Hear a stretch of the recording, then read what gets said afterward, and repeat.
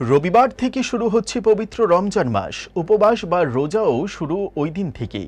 আগামী এক মাস ধরে তা পালন করবেন বিশ্বের সমস্ত প্রান্তের ধর্মপ্রাণ মুসলিমরা। আর এই পবিত্র মাসে হিংসা বিদ্বেষ ভুলে সকলকে শান্তিতে থাকার বার্তা দিলেন বাংলাদেশের অন্তর্বর্তী সরকারের প্রধান উপদেষ্টা মোহাম্মদ ইউনূস।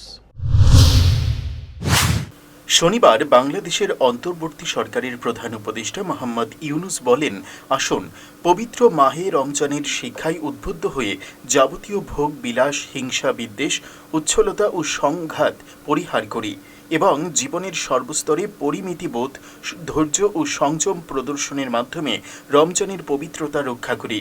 প্রধান উপদেষ্টার আরও বক্তব্য, সিয়াম সাধনা ও সংযমের মাস মাহে রমজান আজ আমাদের মাঝে সমাগত। পবিত্র এই মাসে আত্মসংযমের মাধ্যমে আত্মার পরিশুদ্ধি ঘটে। সর্বশক্তিমান মহান আল্লাহর সন্তুষ্টি, নৈকট্য লাভ ও ক্ষমা লাভের অপূর্ব সুযোগ হয়। সিয়াম ধনী গরিব সবার মাঝে পারস্পরিক সহমর্মিতা, সম্প্রতি ও ভ্রাতৃত্ববোধ প্রতিষ্ঠায় অনন্য ভূমিকা পালন করে।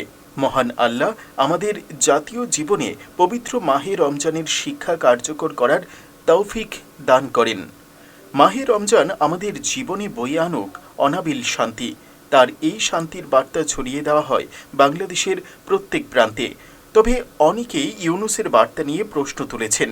নৈরাজ্যের বাংলাদেশে যেভাবে অশান্তি চলছে, সংখ্যালঘুদের উপর নেমে আসছে আঘাত, এমনকি অন্তর্বর্তী সরকারের মধ্যেও যেভাবে ক্ষোভ তৈরি হচ্ছে, তাতে আগামী এক মাস কি আদৌ শান্তির পথে হাঁটতে পারবে Bangladesh?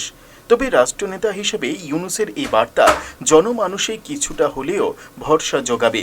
Bureau report, headlines, Tripura national.